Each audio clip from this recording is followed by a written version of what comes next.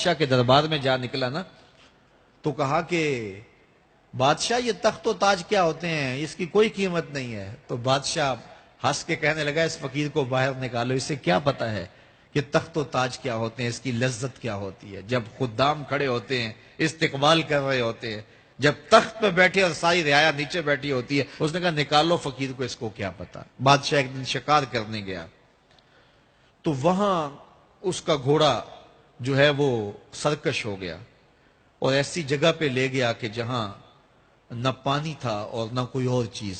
بادشاہ وہاں ہانپ رہا ہے کہ وہی فقیر مشکیزہ ڈالے ہوئے گزرا اور آواز دے رہا ہے پانی لے لو، پانی لے لو۔ بادشاہ کی تو موت واقع ہونے والی تھی، آخری ہچکیاں تھی، تو اس نے آواز دی پانی۔ تو اس فقیر نے کہا کہ ہاں تمہارے پاس ہے کوئی قیمت پانی دینے کی؟ اس نے کہا میں بادشاہ ہوں اس ملک کا۔ اس نے کہا ہوتے ہوگے، مجھے غرض نہیں ہے، میں تو بیچتا ہوں پانی۔ اس نے کہا بابا میں بادشاہ ہوں، جو مانگو گے میں دوں گا، مجھے پانی دو، میں مر رہا ہوں۔ اس فقیر نے کہا آدھی حکومت لگے گی۔ اس نے کہا آدھی لے لینا، مجھے پانی تو دو، کیونکہ مر گیا تو ساری جائے گی۔ اس نے پانی کا گھونٹ دیا، پیاس کی شدت تھی، جب پانی کا کٹورا اس نے منہ سے لگایا تو پانی حلق میں اٹک گیا۔ اب پھر دوبارہ مصیبت بن گئی تو اس فقیر نے کہا کہ میں حکیم بھی ہوں، اگر کہو تو تمہارا علاج کر دوں۔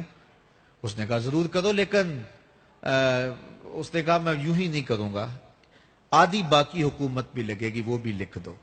اس نے چمڑے کے اوپر لکھوا لیا، ساری حکومت لکھوا لی اور اس نے اس کا علاج کیا فوری۔ جو اس کے پاس ٹوٹکا ٹونا تھا تو اس کا پانی حلق سے نیچے اتر گیا۔ بادشاہ گھوڑے پہ بیٹھا واپس آیا، وقت گزر گیا، عرصہ بیت گیا، بادشاہ پھر تخت پہ بیٹھا تھا، وہی فقیر بھیس بدل کے دوبارہ آ گیا۔ پھر اس نے نصیحت کی کہ آخرت کو یاد کرو، یہ دنیا کچھ نہیں ہے، 4 دن کی کہانی ہے۔ بادشاہ نے کہا تو میرا خیال ہے پہلے بھی کبھی آیا تھا، تو نہیں سمجھتا تخت و تاج کی لذت کیا ہے۔ اس نے کہا اس کی کوئی قدر و قیمت نہیں ہے، چھوڑ اسے، آخرت سب کچھ ہے۔ تو اس نے کہا نکالو اس فقیر بابے کو، یہ اس دن بھی آیا تھا تو آج پھر آ گیا ہے، اپنی راہ لے بابا۔ اس فقیر نے اپنے تھیلے سے وہ چمڑے کی دستاویز نکالی جس کے اوپر اس نے ساری حکومت لکھ کے دی تھی۔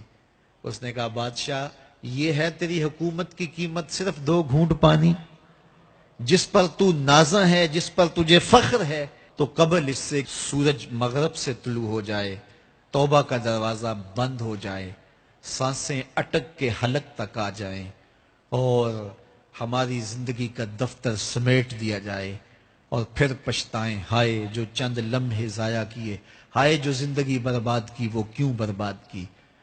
کل کے پچھتاوے سے بہتر آج کا پچھتاوا، زندگی پلٹ ہوگا، وقت پر کافی ہے ایک قطرہ بھی آب خوش ہنگام کا، جل گیا جب کھیت برسا می تو پھر کس کام کا۔